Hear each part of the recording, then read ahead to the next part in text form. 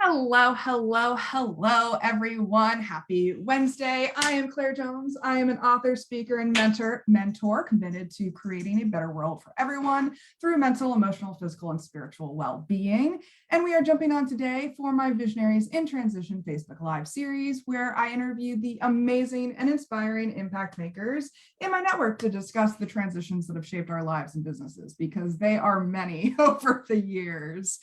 And if you're joining us, please like, share, comment below, let us know you're here. And today I'm talking with Ashley, who is a holistic fertility coach, specifically via yoga, which is a super interesting niche that I am happy to learn more about today. So I'm so glad to have you here. Thank you. I'm excited to be here. Totally. Well, let's just jump in. So what's your backstory? How did you get to where you are today? Really, I feel my path chose me, and it was my own struggles with infertility that led me to where I am now. And knowing that there is not enough support for any women out there, and how common and how prevalent it is. And it's really my desire to just help alleviate that stress, that pressure, that anxiety, and help women through it without so much stress on the system. Yeah, I mean, that stress affects so many different things inside of our bodies, outside of our bodies. And it's so important to learn the correct or the supportive skill sets that we can to help ourselves. Definitely. It's sort of the wisdom that I've gained now that I wish I would have had over a decade ago, right? So it's really just, and I say I did it the hard way and I did it the easy way, and I would choose the easy way forever, for the rest of my life. That felt good for me, for mind, body, and spirit. Yeah, I always say that our external work, like what we decide to do for a living, our careers, is often our own internal work that we had to do. And then we became masters at, and we're like, all right, we can help other people through this. Yes, definitely. I feel like everything happens for a reason. And, knowing that there are so many people in that place, and that is their desire and that is their wish, and they're just struggling to get to that place. I mean, talk about 10,000 hours, right? Like, we put in the time. And I think, there's a preconceived notion of this is what it's going to look like. This is going to be easy, and everything is just going to happen and line up. And there can be lots of conditioning behind, First, I need to have the schooling and the husband and get married and the job. And then by the time this is meant to fall and land into place, this is not so easy. And it's a challenge. And you're like, why isn't this working? Isn't this supposed to be the way it's meant to happen? And unfortunately, that's not the case for everybody. I mean, plans never go according to plan, right? All right, well, what transitions shaped this journey? I mean, I'm sure there's been a lot, but what are the big ones that affected you along the way? I think the big one was really when my twins were little, to choose me and to take time for myself, and to be an important part of my life and my well-being, and realizing I couldn't pour from an empty cup. That started with just one karma class a week, which turned into many, many more trainings and holistic ways of healing and being and living. And so being a yoga instructor, COVID hit and changed, and it was a moment to take pause, and it was a moment to reflect of how do I want to live my life, and also how do I want to make this work for me as my family grows and really have more impact. I mean, yoga and meditation are great on their own, but I knew that this could help women in another way that really could use, more support and more holistic health and well-being, not only to conceive, but in the future. I mean, motherhood, having children is a huge transition for so many people. And especially when it comes to the connection between entrepreneurship and motherhood. Like, I've interviewed tons of entrepreneurs over the years, specifically women entrepreneurs, who initially came up with the idea of their entrepreneurship dreams, their lifestyles, their ambitions, because they became a mother, and they realized that the stereotypical 9-to-5 corporate lifestyle is not set up to support mothers. And it's a huge transition that affects so many of them. I think taking that pause and that time to reflect of how do I want my life to look, feel, and be, and to know that, and to set it up from the foundation to grow as my family grows. I'm a part-time entrepreneur because not all of my children are in school yet. So I am okay with that. I've designed my life and my business that way to work with me instead of trying to squeeze in these hours wherever they may fit, right? Mhm. Just to prioritize, what I value too, Mhm. important to me. And I don't just say it, I do it as well. Mhm. I mean, we're talking about this topic of just putting yourself first, whether it's making sure that you have time for self-care and self-development and all that stuff, but also putting your own values, your own wishes, and your own dreams first and building a life around those instead of conforming yourself to pre-existing expectations, pre-existing structures that exist out there, because you're squeezing yourself into a cookie cutter more so than making the cookie cutter for yourself. Yes. And I've never been one to fit into a box or to do a way. I've always been one to just walk my own path and to do what really serves me. And it's just sort of ingrained in me. Like, hopped on a plane at 18 to go live across the world in New Zealand, didn't know a single soul, just went to be a nanny. And, that really just sort of shifted the trajectory of my life of just Mm. follow your own path, do your own thing, and follow your own heart. And you don't always know why you're being called in such directions, but when you look back, you can connect the dots and know, like, this is where I was meant to be and what was meant to happen. Mhm. Yeah, I'd love for you to talk a little bit about like what challenges you encountered as you were making this transition, because I'm sure there are a lot of people out there that are considering this kind of transition, but the challenges are obstructing them or scaring them or, defeating them in some way. So what challenges did you see when you tried to move through this? I think that there will always be challenges, and it's to know that, and that is what has anchored and grounded me is my yoga meditation practices, to know I can withstand any obstacles that have come my way, because truly they are there because I want to grow through them and, evolve into the biggest, best version of myself. And for me, I never discussed my infertility, and no one knew that I was struggling back in the day. So for me to go online and to put that out publicly into the world really took a lot of guts, and Mhm. but knowing that it's so needed because there's so much guilt and shame behind it, and people are struggling silently because no one from the exterior can tell that that is your interior world unless you are public about it. Yeah, I mean, vulnerability is huge. Authenticity is huge. But I think we're also talking about victim blaming here, because so many people think that it's the mother's fault or the person's fault that all of this happened, when really there are so many different factors at play, so many different factors at play. And we really do need to be open about these struggles and these challenges that we experience along the way, because vulnerability is irresistible. Because you have that instant connection with another person's pain. Definitely. And for the longest time, I thought vulnerability was weakness and there was no, Mhm. and that was a mindset shift in itself. So, but also not currently being in that place anymore either, right? Have been in that dark place and come through the other side, and knowing that, I can bring a lot of love and light to those people that are currently in that place. And the internet has really changed the landscape for us when it comes to sharing our stories, because there are so many opportunities to share our authentic and vulnerable stories to the world around us and connect us with others who are going through the same thing.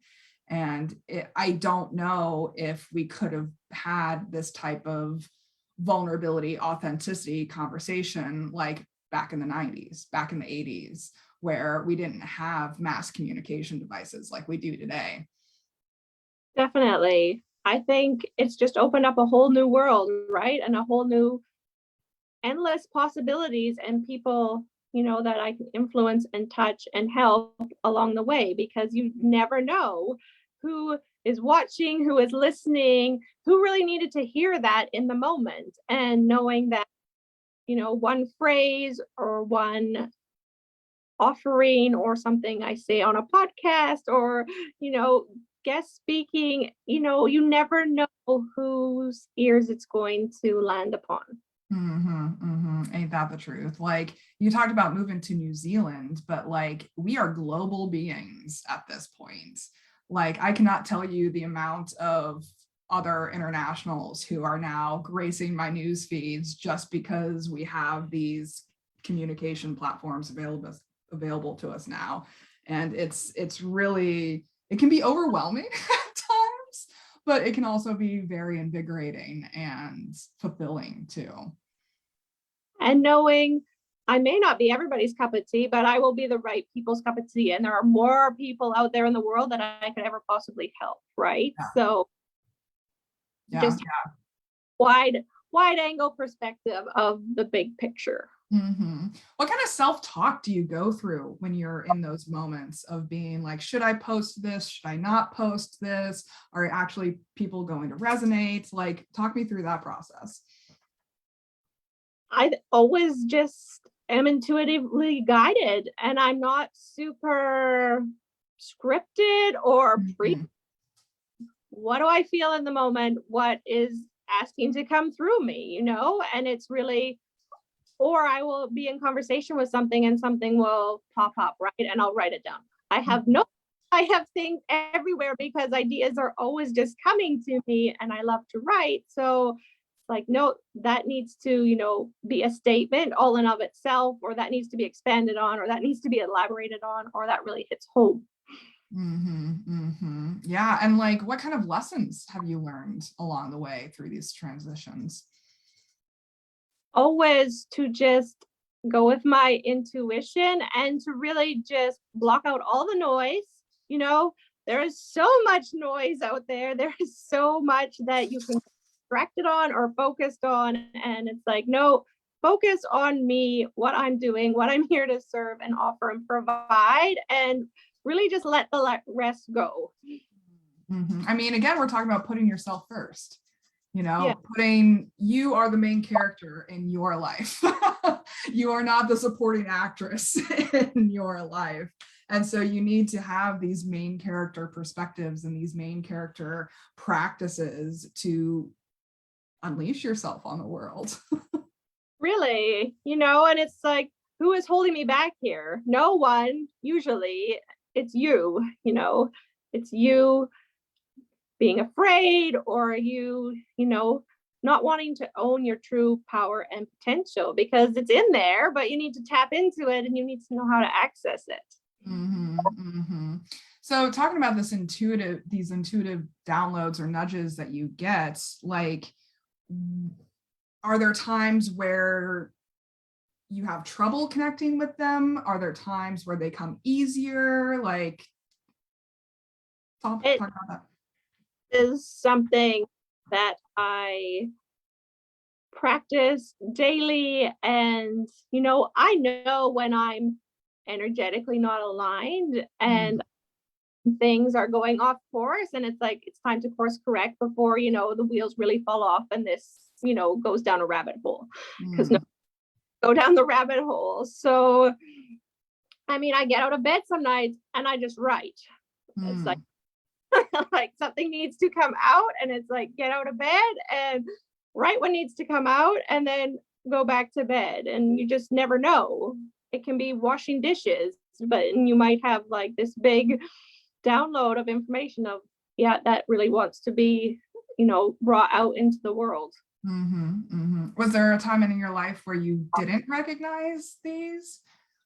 Oh, definitely. I knew and I felt energetically a big disconnect when I was trying first time around, but I didn't have the knowledge or the words or the wisdom to help myself to know how to shift those things, how to move through them in a healthy way, and to not be so energetically blocked and to truly process everything that was held in within my body, because I didn't know how to release it or let things go.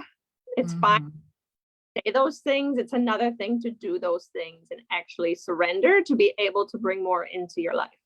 Yeah, yeah. Let's talk about these practices, because that's really interesting for me, is like, how do you A, find the practices, and B, develop them and actually stick to them?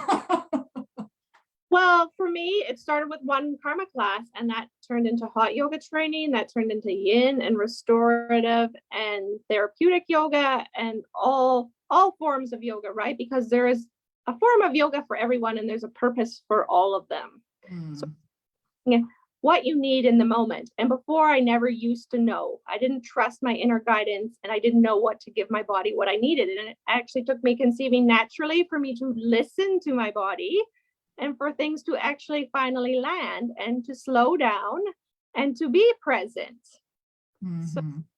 that was a big learning in itself. And it took yoga for me to be able to stop and meditate, because I had the misconception, as many do, that you had to empty your mind, you had to clear your mind, it had to look a certain way, and all of these things, which are not true. And to find what works for me every day in the moment. And that means getting up before my children on purpose, with purpose every day, and starting my day intentionally the way I want to, with the energy I want to for the day.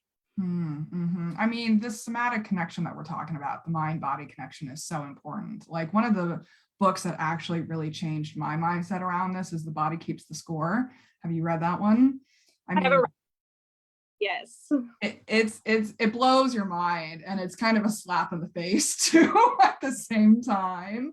But there really is this mind body connection, and like, personally, I use dance to connect to this. Some people use yoga, like yourself. Some people use exercise and cardio for that, but like, dancing and becoming one with the music and just letting my body flow in that way has been instrumental in my healing process. And it's so important to integrate these mind body practices into your self-care systems, no matter what they look like, whatever form of movement or spirituality or emotional mental wellness, there you have to have some sort integrated at some point in time.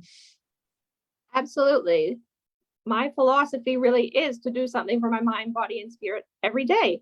And it keeps me aligned, it keeps me energized, it keeps me balanced and healthy. You know, I nourish myself from the inside out. I know what to give my body if it's not feeling good, and to trust that and to know that intuitively, and to know that it's not black or white. It's not all or nothing. There's room for everything, but Mm, give myself grace and permission to just be as well, and to not always be doing and to not always feel on. You know, mm. media can make you feel.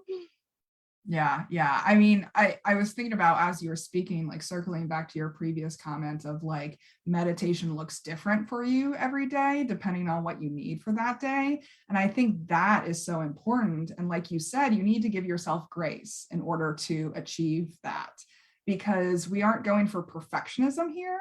We're going for whatever is going to work for that day, for that energy, for that time space that you exist in.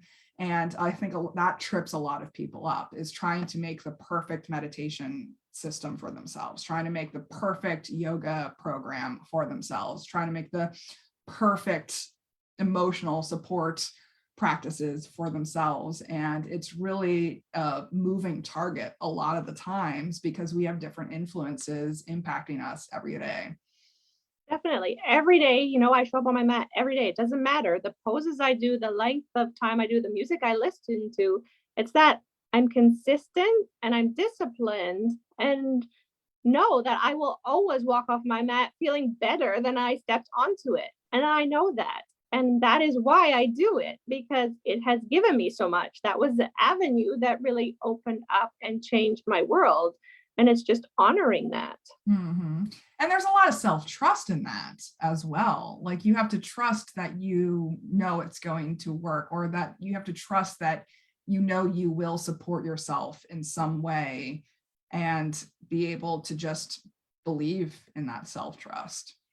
Definitely. And that was a journey, yoga always needed to be guided for me before, and meditation always needed to be guided before, until I developed that own internal trust and voice and inner knowing and intuition.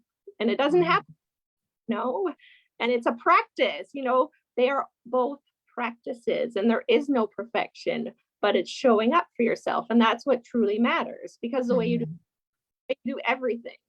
Yeah. I like, what's the timeline that we're talking about here for your practice development? Because for everyone, it's a different amount of time. So how long do you think it took you to go from guided meditation and yoga to self-trust meditation and yoga? Really, it happened quite quickly, because I had been doing yoga for years, but that was hot yoga. And the transition wasn't until I stopped being so yang and I started being more yin, down and paying attention and being mindful and listening to my body. And all in all, within 6 months of me incorporating these things, I was pregnant naturally. And then I had to be my own teacher and listen to my own body, because I was growing a baby inside of me. That was really, letting go of what everybody else was saying and doing, because I remember being barefoot in a labyrinth as part of my training, doing a silent practice. And it was like, I couldn't breathe. I couldn't keep up. And I was like, this is so easy. What's wrong with me? And it was just like, up and pay attention and listen to your body and move with your body.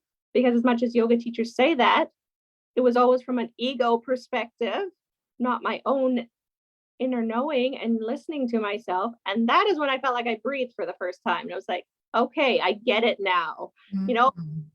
Finally landed and made sense. I love that. I mean, 6 months is still longer than people think it would be. Because I think, we have this idea of like, change your habits in 21 days. There's this like prevailing notion out there that we can just read a book and change our lives, or we can just meditate for 30 days straight and change our lives. And like, it will eventually contribute to the change, but it's one step along the way. Definitely. And I think it's learning that nothing is linear. As much as you think that that's not going to show up in your world again, it will, but it'll be a different layer of it, and you will be able to handle it in a much, calmer, more peaceful manner than you did previously. It's not going to take you out. You're going to be able to withstand it. And I think that's a huge learning as well, is that it's not, okay, I'm done with that, shelf it, I don't ever have to look at that again, because everybody wants to not look at these things again, right? And that's just not how life works. I love using the metaphor of a spring, because you're going in circles, but you're elevating each time. Like, you're still coming to the same point, but you have a different perspective each time you come to the same point. Yes, definitely.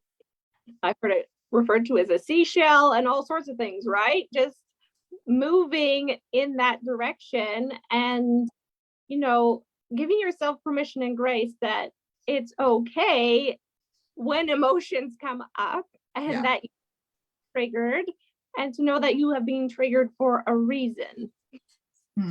Yeah, totally. All right, well, anything you want to add before we start wrapping up for today? This is powerful stuff that we're talking about. I think really to prioritize yourself and do something for yourself, mind, body, and spirit, every single day will change your life in unimaginable. I think I love that.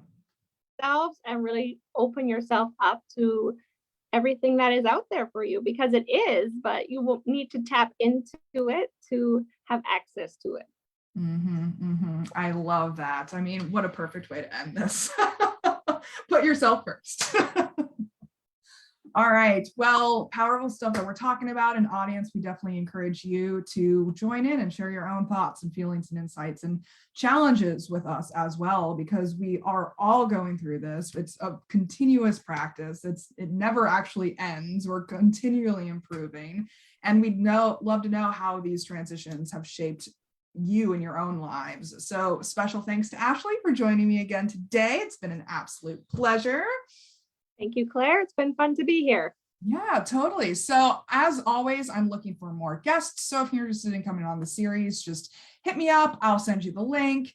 And in the meantime, please comment, like, subscribe, and share. Check out linktr.ee/clairjoyance for all of my links. And then Ashley, where can people find you? You can find my free Holistic Fertility Coach Facebook group. Or if you are looking for more Zen and peace in your life, I'm a part of a health and wellness platform called Vibely. So you can do free yoga classes, meditations to give it a try, or you can do one-on-one coaching through there if you are looking to conceive right now in this moment. Awesome. And how do you spell that? EIBLY. Awesome. Thank you. So until next time, please remember that your authentic self is extraordinary. It is wonderful, and you owe it to yourself to create the elevated life that you know you are capable of. Take care, everyone.